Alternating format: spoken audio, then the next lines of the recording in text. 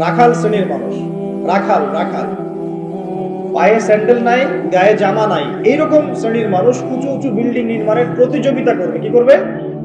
প্রতিযোগিতা করবে। দেখেন একটু বুঝাই, ওই সময় কিন্তু রোমানদের বিল্ডিং ছিল, পারস্যের বিল্ডিং ছিল, চাইনিজ সভ্যতা ছিল, অনেক সভ্যতা তখনও ছিল।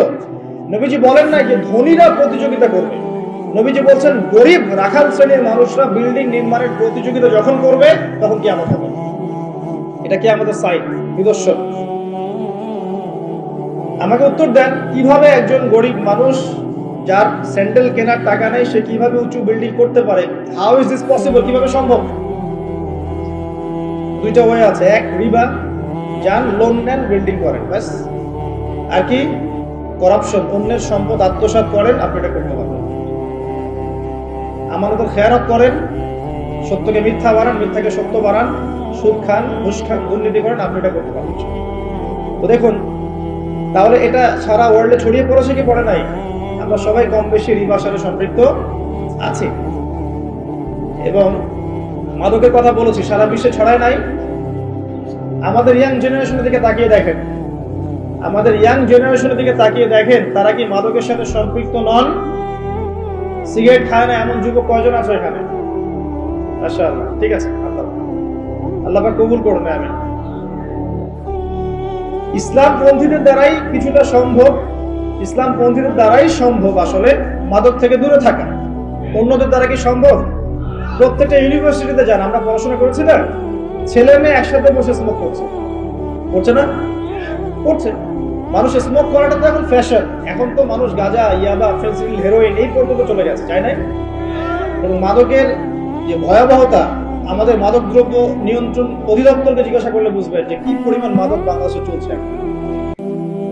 এই জাহেলিয়াত এখন নাই ভাই। তারপরে নারীর যে অপমানের কথা বলেছিলাম, এটা নাই। মেয়েদের কোনো সম্মান আছে এখন? মেয়েদের ইজ্জত সম্মানের কোনো দাম আছে এখন? এই যে পর্ন ইন্ডাস্ট্রি বলে একটা কথা আছে, পর্ন ইন্ডাস্ট্রি, সারা ওয়ার্ল্ডে যে পর্নের একটা ইন্ডাস্ট্রি চলছে, এখানে মেয়েদেরকে পণ্য বানানো হয়নি?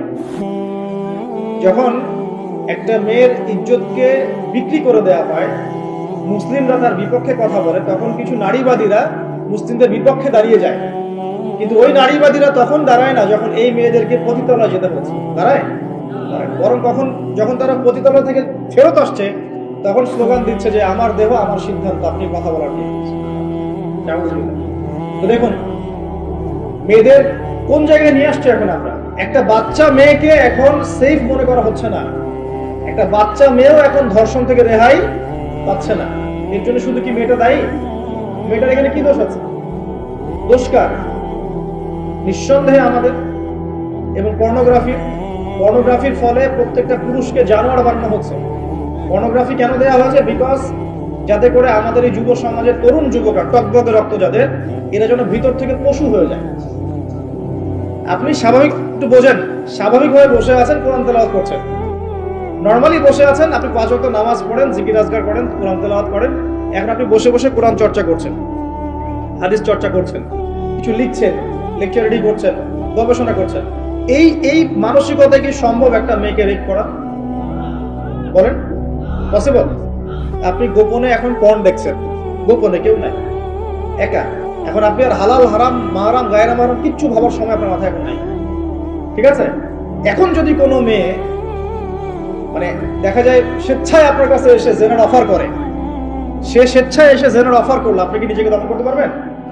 পারবেন না। আর যদি স্বেচ্ছায় নাও করে, একটা মেয়েকে কাছে পেয়ে গেছেন, ছোট মেয়ে, সে কিছুই বোঝে না, দেখবেন ওই মেয়েটাকে তখন সে রেপ করে রেখে দিয়েছে, বুঝছে না?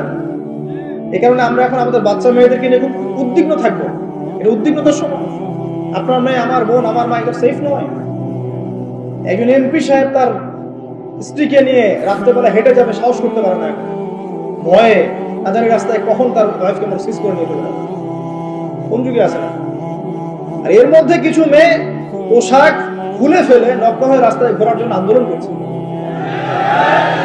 তারপরে ঢাকা শহর থেকে তো আপনারা আসেন, যাওয়ার সাথে করেন, দেখবেন সেখানে ছেলের পোশাক মেয়ে পরে, মেয়ের পোশাক ছেলে পরে।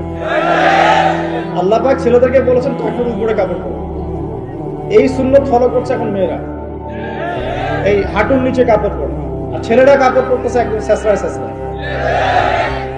বসুন্ধরা শপিং মল সব বড় বড় মলসগুলোতে যাবেন, দেখবেন টি শার্ট এবং প্যান্টও না, প্যান্টের নিচে আমরা মাঝে মাঝে শীতকালে যেগুলো পরি, শীতকালে আমরা পায়জামার নিচে যেগুলো মাঝে মাঝে পরি। আপনারা ক্রিকেট খেলেছেন না? ক্রিকেট অনেকে খেলেছেন। ক্রিকেটের ভিতরে একটা ইনার বলে একটা কথা থাকে, ইনার ড্রেস একটা থাকে, তার উপর আমরা জার্সি পরি, ঠিক আছে?